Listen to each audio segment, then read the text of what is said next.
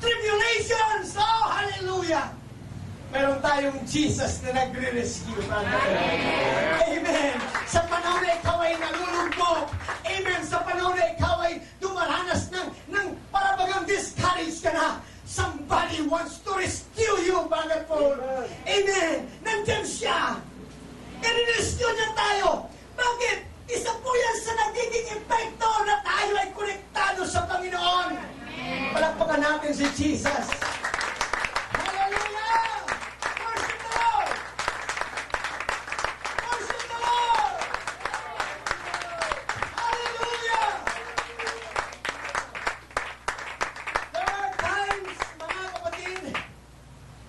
Patungo tayo sa pagka-deceive. Minsan sarili natin, nadi-deceive natin eh. Sabi ng Bible, di ba? We're deceiving ourselves. Pero alam niyo yung mga kapatid, alam po natin, alam ng Panginoon yan.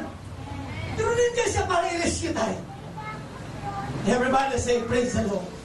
I-rescue niya sa panahon na ikaw ay para bang nagdi-decide ay pahinga na ako. Mapahinga muna. Pero, there is a rescuer. Amen. Merong magre-rescue sa atin. Merong lagi nandyan para tayo ay i-push. Everybody say, praise the Lord. Praise the Lord. Dahil sabi ng Panginoon, whatsoever a man soweth, exactly, praise God, exactly, yun po ang ating aanihin sa ating paglilingkod. Brothers and sisters, sa ating buhay, let Jesus Christ be not come no effect in our life.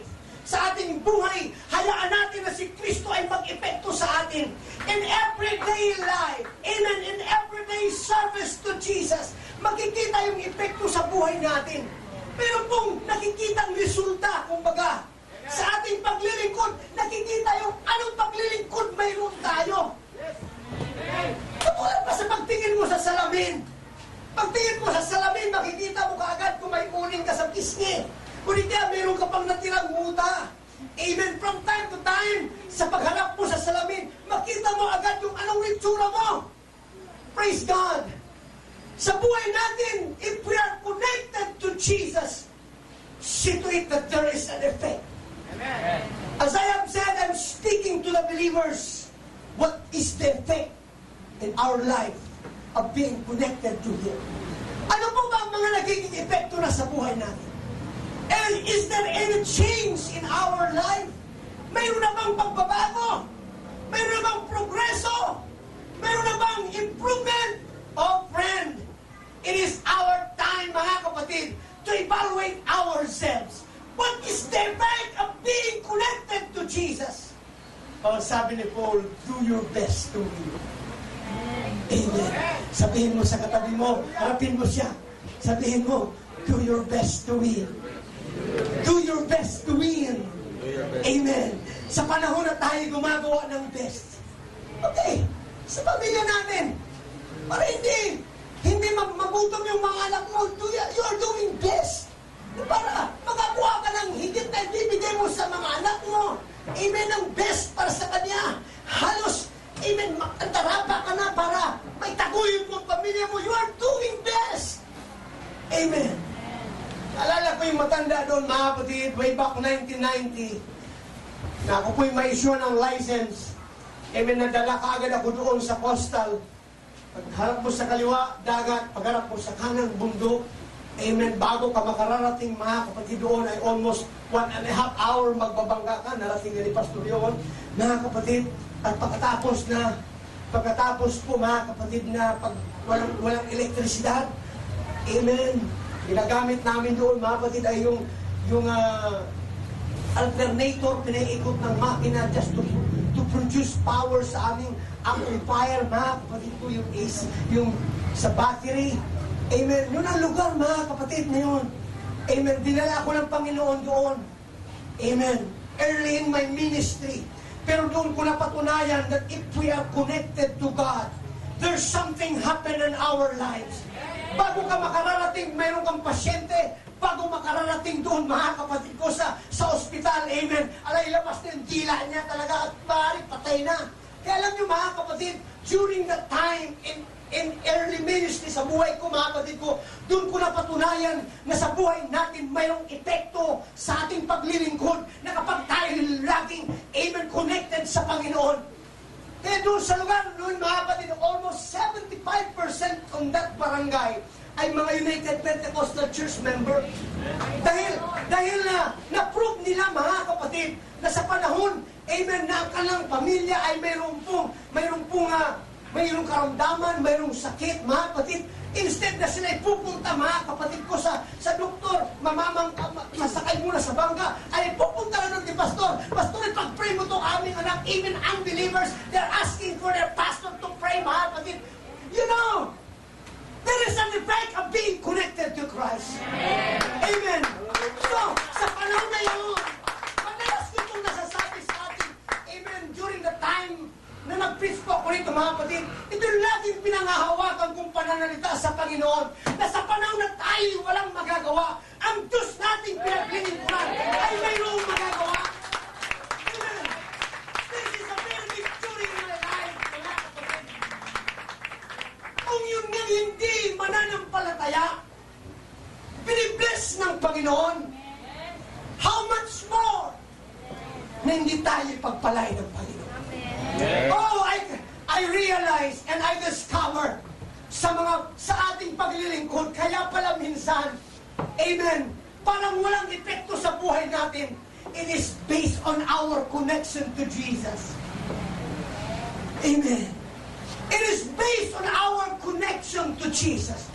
Kaya sa buhay natin, if we are trying to do our best to be a winner, ang Diyos po ay laging nandiyan para tayong alalayan. From time to time, sabi ni Pastor, ang kanyang prayer, Lord, for all, within 5 years, is to build the church.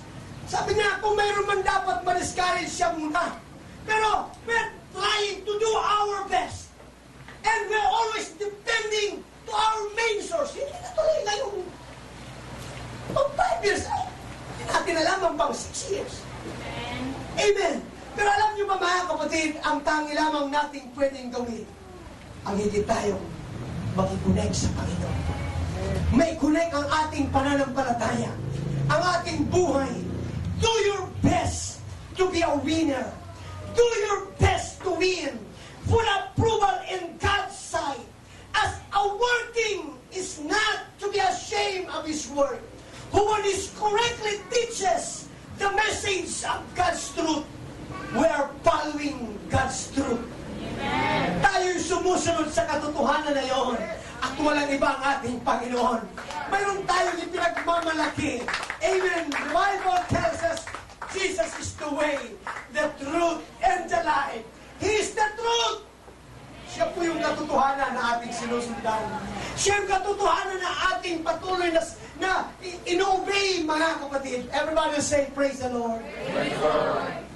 Persecution, sufferings,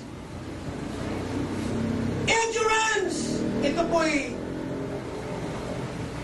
dapat natin maranasan. Ito'y dapat nating ma-encounter.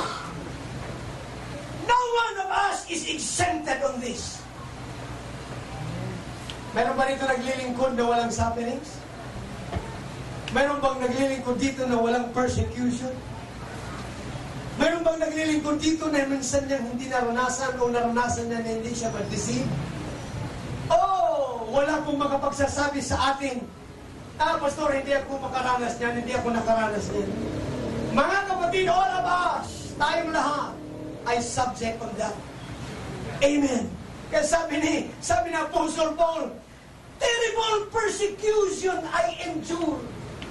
Oh, hallelujah. Can you imagine the word terrible? Kung mayroon pa noon, El Terrible. Amen, di ba? Pinakyaw lang siya. Pagkamat terrible siya. Amen, pinakyaw siya. Everybody say amen. Amen. Sabi, terrible na yun. Pero masigit pa noon ang persecution na naranasan ni Apostle Paul. Have you read the story of Paul, mga kapatid, in his ministry? Di ba nabasa nyo na yun, ang kanyang buhay? ang kanyang buhay sa ministeryo, sa paglilingkod sa Panginoon. Oh, mga kapatid, hindi natin kayang tapatan. Hindi natin kaya, mga kapatid. And my personal opinion, sasabihin ko sa Lord, Lord, hindi ko kaya, I surrender. Pero isang bagay noon, amen, sa kabila po noon, may follow-up si Paul. Even the things happen in my life, even terrible persecution I endure. Oh, salamat sa Panginoon. The Lord, ang Panginoon po ang kanyang rescue. Ang Panginoon ang laging nag-rescue sa kanya.